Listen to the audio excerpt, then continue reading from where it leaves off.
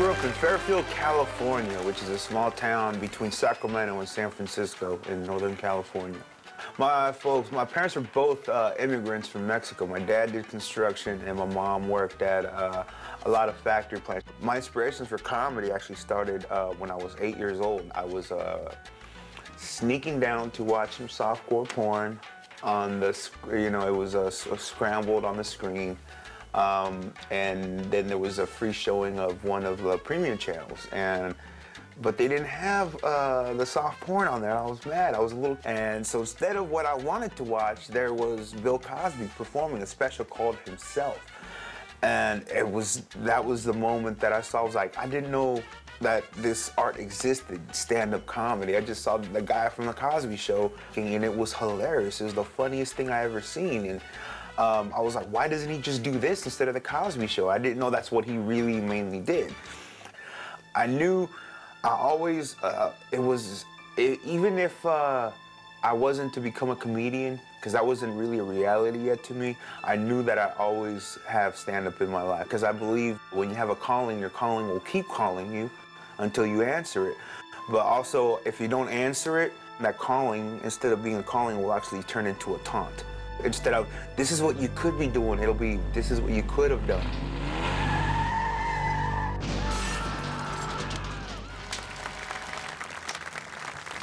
It's good to be here, man. Pardon the way that I look in the Cain. I was in a car accident, man. I was hit by a drunk driver. I know God has a sense of humor. He's the best comedian you will ever know. Because I was praying and things got worse. My name is Cain, and now I have to walk on a freaking cane. Thankfully, my mom didn't name me Wheels Lopez, because... and I'm a stand-up comedian, and I broke my leg and my jaw, okay? All I've wanted to do in life was stand up and talk smack. I broke my leg.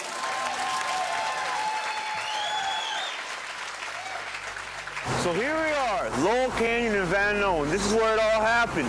And if you notice, it happened not too far from home. That big green building back there, that is actually where I live. When it happened, man, I was actually coming back from my Aspen audition callback. I was auditioning for that Aspen Comedy Festival, and they really liked me. And my roommate was on the road. He was getting some road work, and I was on my way home.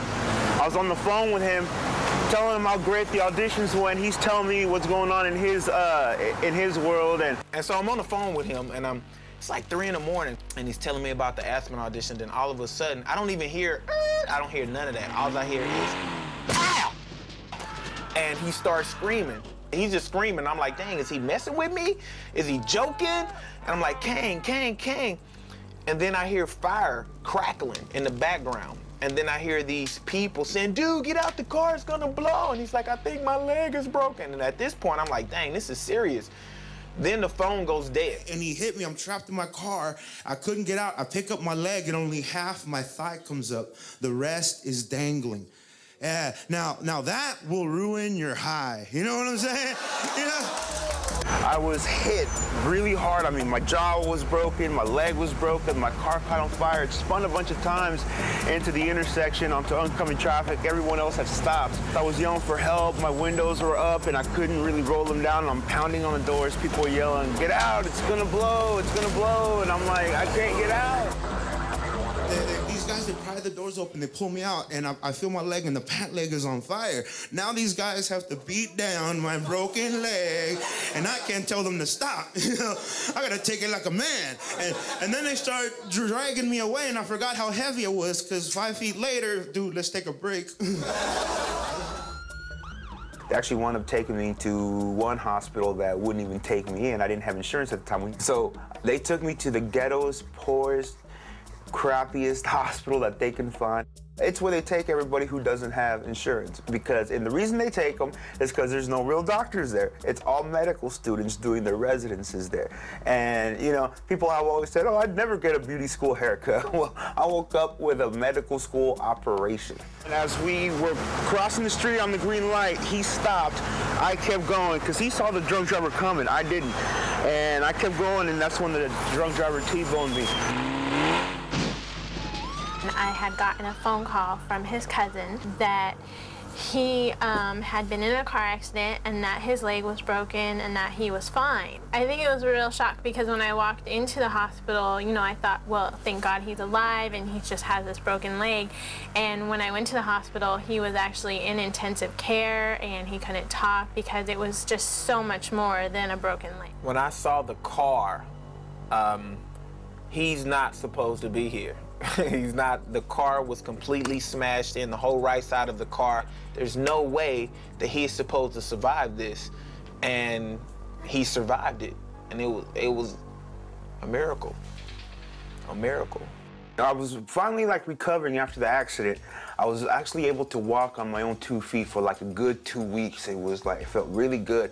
And then all of a sudden there was a lump in my jaw that kept growing. I thought it was just, you know, complications from the accident, and I went and had it checked out, biopsy, CT scan, and it came back that I had cancer in my jaw. They set a surgery date, and I remember the very last week before I went into my surgery for my cancer, it was probably the hardest week I've ever had to perform in my life, because here I am thinking I may die. I have this cancer in my jaw, and it's sticking out to here, and I'm supposed to go perform and make people happy and make them laugh.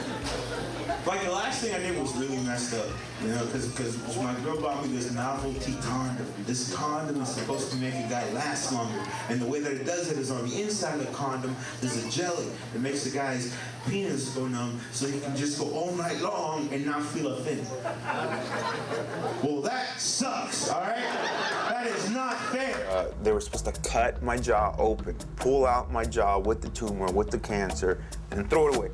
And then they were to take my fibula from my left leg, take out my fibula and make a new jaw out of it, put it back in my jaw along with some metal plates. Now this leg no longer has a fibula. I only have my shin bone, my tibia, that's it. On the bottom half of this leg, I have a steel rod from my knee to my hip on my right leg from the car accident, and then my jaw is my fibula plus metal plates put together to form my new jaw. And that's what had to be replaced on my body. Man, I was out of the hospital. I wanted to go on the road. So I went on the plane. I had a broken leg, and the lady at the counter made me pay for an extra ticket because I'm fat. They're doing that now. They're making fat people pay for 2 tickets. I'm mad. I'm like, no, you do that, you got to make ugly people sit outside. You know, make them turn around or something. But the best part of the whole thing was that I had an opportunity to send a tape out for SITV's The Latino Laugh Festival, the TV show. And it was going to be my first performance back since being taken out of comedy through the cancer. Because I believe when you have a calling, your calling will keep calling you until you answer it. But also, if you don't answer it, that calling, instead of being a calling, will actually turn into a taunt. Instead of, this is what you could be doing, it'll be, this is what you could have done. And the day after my very last radiation treatment was the day I filmed the Latino Laugh Festival TV show. And I'm glad that they got it on tape and it aired on TV, because that was my official return to stand-up. And what a way to come back with a TV appearance.